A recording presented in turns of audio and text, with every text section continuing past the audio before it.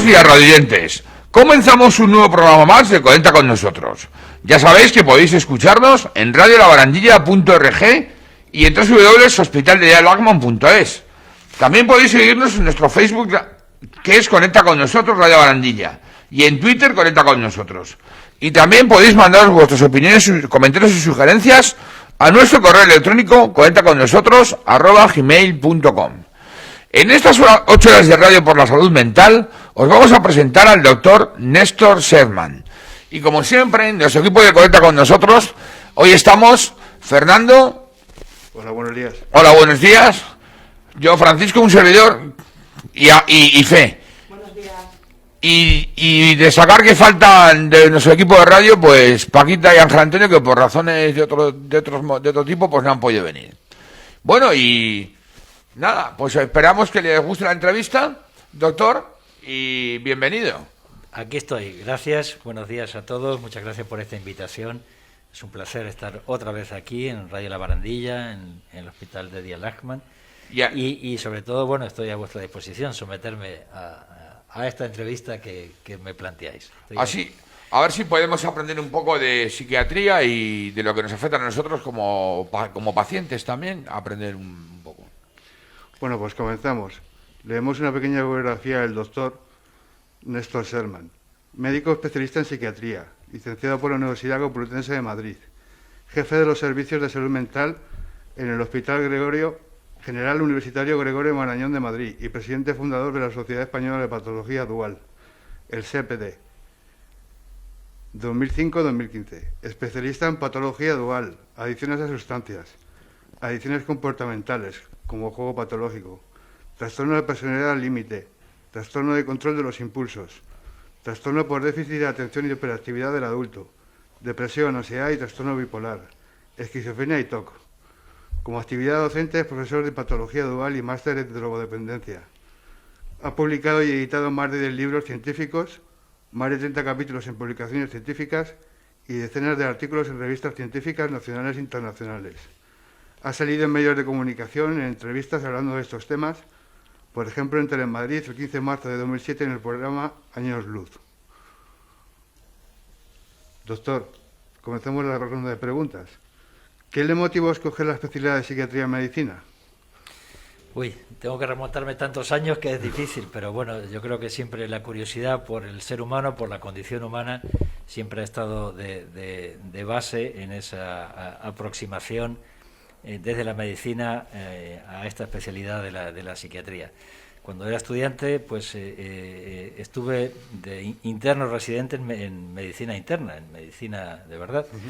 Y mis profesores de entonces, cuando les comenté que iba a ser psiquiatra, que quería ser psiquiatra, me dijeron, pero Néstor, si tú vales, como diciendo que era una especialidad para gente que no valía tanto, o sea que la psiquiatría era una especialidad menor de la medicina. Por suerte, y pese a esos consejos desalentadores, he persistido y estoy encantado de ser psiquiatra y de, en fin, todas las cosas que estamos haciendo por la gente que sufre. Sí. Bueno, y como jefe de los servicios de salud mental del Gregorio Marañón, ¿qué patologías son las más corrientes en su unidad de tratamiento? Bueno, un servicio de salud mental comunitario pues atiende toda la demanda que tenga que ver con los trastornos mentales. O sea que, entonces eso tenemos un equipo con psiquiatras, psicólogos, enfermeros, trabajadores sociales y se trabaja desde una perspectiva comunitaria. También en colaboración con los médicos de los centros de salud que nos atañen y también con otras especialidades del hospital, de nuestro hospital, donde también hacemos programas en común. O sea que la atención es a cualquier trastorno mental, de trastornos mentales menos graves a trastornos mentales graves.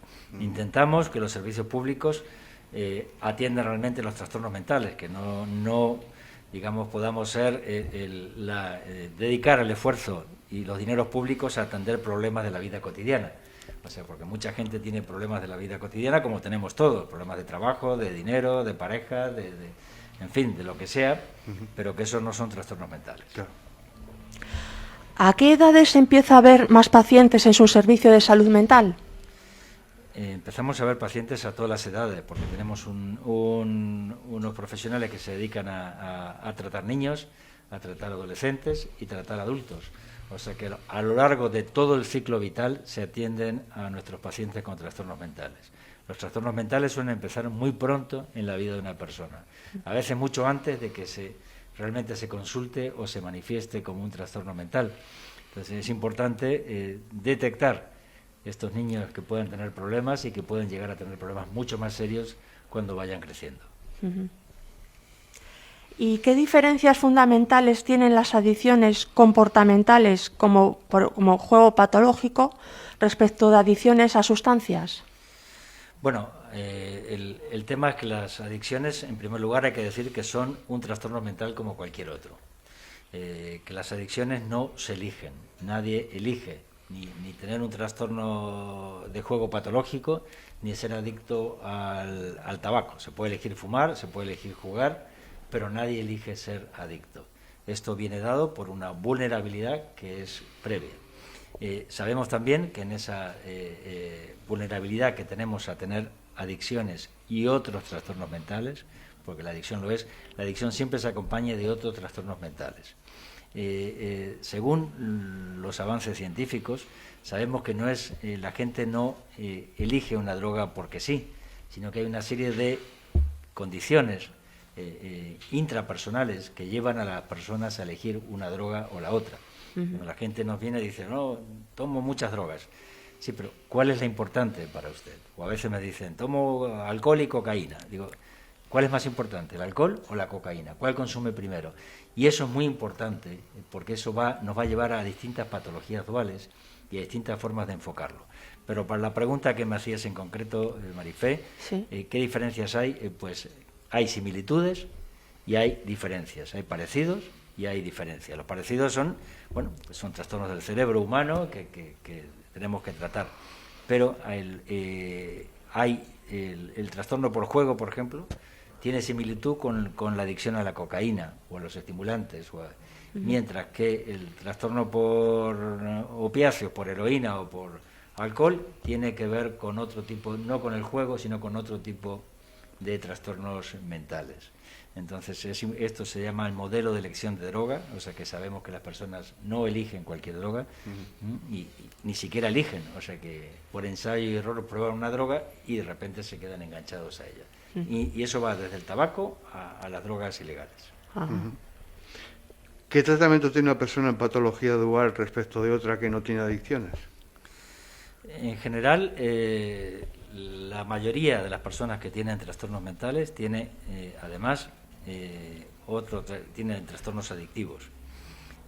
Si incorporamos en ello el tabaco, y lo debemos incorporar, o sea que el tabaco es una sustancia con capacidad adictiva, pero que solamente produce adicción, como cualquier otra sustancia, solamente en personas vulnerables. Entonces las personas con trastornos mentales graves fuman la inmensa mayoría de ellos. Sí.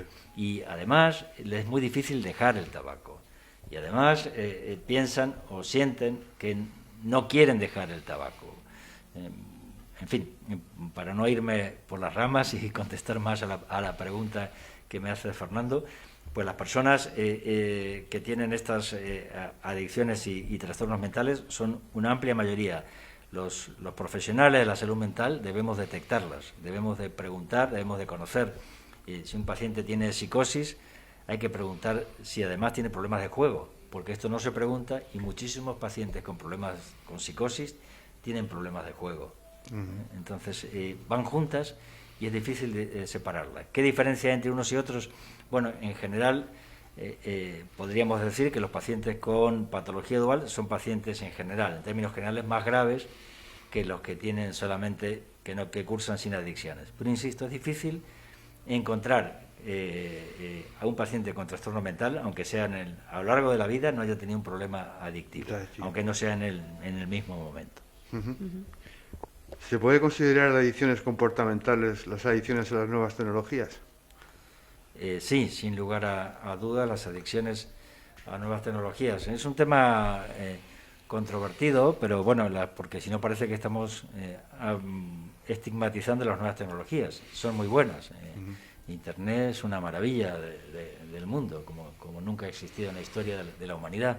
Con un clic nos abre el mundo una ventana en la cual al conocimiento, al mundo entero, para ricos y para pobres, sin discriminar esas posibilidades. Bueno, habrá que tener un pequeño ordenador, pero hoy en día cada vez son más baratos, más accesibles y demás, o sea que eso está casi al alcance de todo el mundo. Las nuevas tecnologías, claro, se puede uno tener a través de esa ventana que es Internet, entrar a ciertas cosas en las cuales uno puede crearse una adicción. Los videojuegos, por ejemplo, que es un tema que a veces los adolescentes tienen adicción. Pero a veces adolescentes con problemas atencionales, con déficit de atención, se involucran en jugar y jugar porque eso les está mejorando sus conexiones cerebrales. Aunque eso es muy transitorio, porque cuando lo dejan vuelven a lo mismo. De hecho, en Estados Unidos se está por aprobar algún videojuego para tratar a adolescentes con problemas atencionales. O sea, que usarlo incluso como herramienta terapéutica. Eso que a veces es un problema adictivo. Pero la gente, los expertos a veces se centran en el problema de la adicción al videojuego sin saber lo que hay detrás. Y hay que buscar lo que hay detrás, qué más, y ese qué más es la patología dual. ¿Es superior el índice de suicidios entre los pacientes con patología dual que otros que no la tienen? Sí, esa es una pregunta muy adecuada, Francisco, porque hace ya bastantes años hicimos desde la Sociedad Española de Patología Dual lo que se ha llamado el Estudio Madrid, que es un estudio epidemiológico hecho en población clínica. Población clínica significa que no es en la población general, sino que es en la población que está recibiendo atención clínica, tanto en centros de salud mental como en centros donde se tratan adicciones. Y nos encontramos, bueno, pues que hay una amplia mayoría de personas con patología dual, pero además que de las personas que tenían patología dual, el 44% tenían ideas de suicidio, ideas. Entonces, de ahí la magnitud, la importancia y la gravedad del problema. ¿Qué tiempo se requiere para el tratamiento de una persona con patología dual? ¿Qué se trata primero, la adicción o el trastorno mental? Sí, es otra muy buena pregunta que nos hacen siempre, pero la respuesta creo que es muy fácil. Se debe tratar a la persona, y tratando a la persona se tratan todas sus patologías, las adicciones y los otros trastornos mentales. No es un tratamiento, no debe ser jamás secuencial. Una cosa primero y después la otra. La persona es única, no tratamos las adicciones, no tratamos los trastornos mentales. Desde el paradigma de la psiquiatría de precisión, de la medicina de precisión, vamos a un modelo de tratamiento personalizado. Debemos de tratar a las personas, no a las enfermedades. Hablando de temas económicos, ¿se necesita más aportación económica para el tratamiento de estos pacientes en su servicio de salud? Sí, bueno, el tema económico siempre es un problema y supongo que lo seguirá siendo, que eso es un tema de difícil solución. Claro que siempre se necesitan más recursos, claro que siempre se necesitan más y mejor, pero también a veces se necesitan más formación, que los profesionales sean más sensibles a estos temas, que tengan una formación actualizada a los conocimientos científicos de este siglo XXI, y eso ya, digamos, ya es un avance importante. Luego, si tenemos más profesionales mejor formados y más dinero, pues claro. Mejor que mejor. Mejor que mejor, como para todos. Respecto a la medicación que se utiliza actualmente para el tratamiento de las personas con trastorno mental, ¿son los psicofármacos actuales lo suficientemente buenos o se podrían mejorar? No, yo creo que se deben mejorar y mucho. Tenemos todavía los psicofármacos, son más o menos, vienen de hace ya varias décadas atrás en su conceptualización, como en su conocimiento. Son fármacos que a veces, les comento a mis pacientes, son fármacos primitivos todavía, que primero no hay fármacos curativos, ¿no? Pero bueno, en general en medicina no tenemos fármacos curativos, tenemos fármacos que tratan la diabetes, que tratan la hipertensión, que tratan el colesterol, pero no curamos ninguna de esas cosas. Pero respecto a los psicofármacos esperamos cambios, se necesitan cambios y esperemos que vendrán con psicofármacos o con medios biológicos, con terapias de estimulación magnética cerebral, con distintos tratamientos biológicos que vayan a impactar en el cerebro humano y vayan a mejorar esas alteraciones del cerebro que dan lugar a los trastornos mentales y las adicciones. ¿Y qué efectos secundarios destacaría que son los que más se producen en la medicación que tomamos las personas que tenemos un trastorno mental? Bueno, todo tiene efectos secundarios, pero depende de la persona, no siempre es así. Yo siempre comento con mis pacientes, los efectos beneficiosos deben ser inmensamente superiores a los efectos secundarios, si los hay. Y si les digo yo, por favor, tire a la basura ese medicamento que no nos sirve. Buscaremos algo personalizado para usted. Los efectos secundarios dependen de los medicamentos, pero insisto, que son los beneficios tienen que ser inmensamente mayores que crear algún problema. Dice, bueno, doctor, me crea un poco de estreñimiento, alguna disfunción sexual, que es importante considerarla y valorarla, pues las personas tienen derecho a su sexualidad. En fin, una serie de efectos que son a veces los más comunes y los más frecuentes. ¿Existe buena comunicación entre las diversas especialidades médicas que puedan afectar a una persona en sus tratamientos de salud? Es una muy buena pregunta. A esto que quería añadir que cada cuánto tiempo se reúnen para revisar el historial del paciente. También. Bueno, los historiales de los pacientes trabajamos en equipo en los centros de salud mental comunitarios, en el cual trabajamos, decía antes, psiquiatras, psicólogos, trabajadores sociales y enfermeros, todos con una labor mancomunada y de forma muy importante. Nosotros tenemos reuniones semanales de todo el equipo y tenemos también reuniones semanales a veces de nuestros programas asistenciales.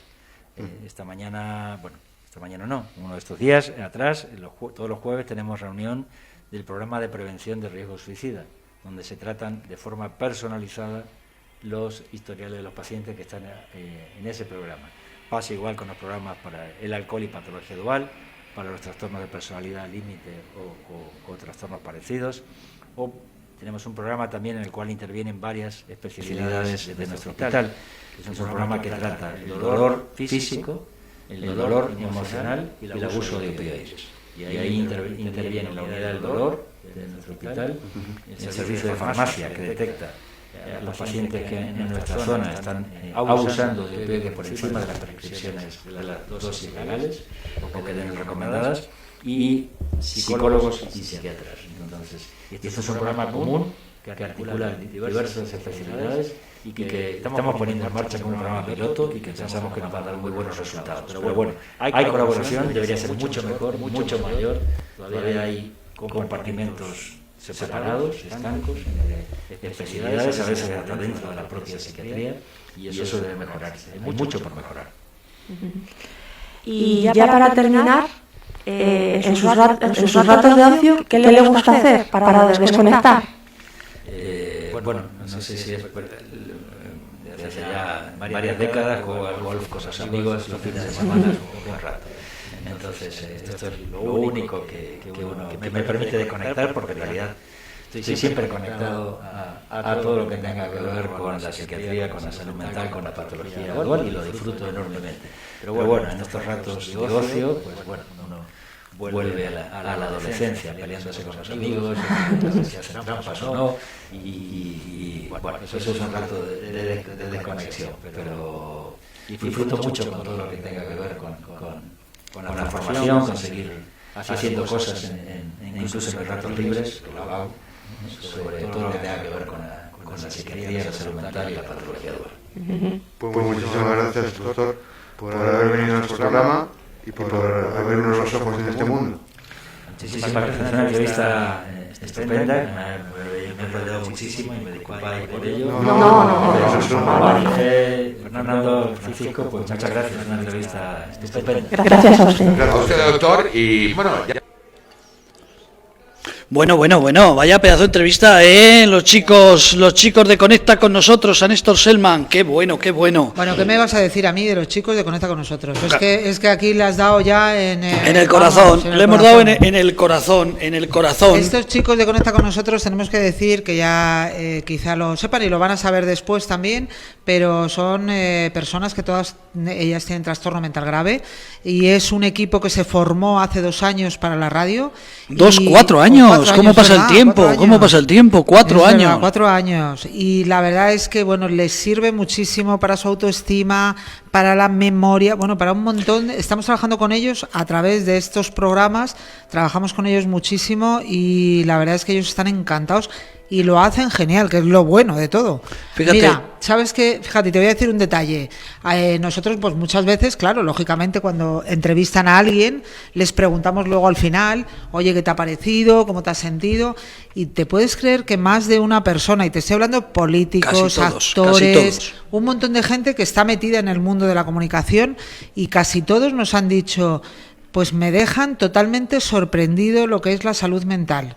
Realmente me he sentido en una emisora como si me lo estuvieran haciendo en la cadena SER, súper preparados, han hecho unas preguntas correctas y directas, bueno, todos encantados, con lo cual, ¿qué quieres que te diga? Que yo súper orgullosa. Sí, fíjate, me estaba apuntando para que no se me olvide, la primera entrevista que hicieron ellos hace pues 4 o 5 años fue a Borja Fanjul, que después fue director general de la discapacidad y ahora es presidente del Ayuntamiento de Madrid del Pleno. O sea, como igual que está el alcalde, pues cuando se reúne en el Congreso, lo que es la presidenta del Congreso de los Diputados, pues él, con su silla de ruedas, es el presidente del Ayuntamiento de Madrid, como se llama, la Asamblea de Madrid, ¿no? Y han entrevistado al padre Ángel, han entrevistado... Espera, ahí déjame, Venga, va. Que iba a contar que la primera entrevista fue muy buena porque era una falsa entrevista. De hecho, llamamos a Borja, digo, Borja, mira, claro, vas con una silla de ruedas, aquí hablamos de un hospital de personas con problemas de salud mental, no hablamos con discapacidad.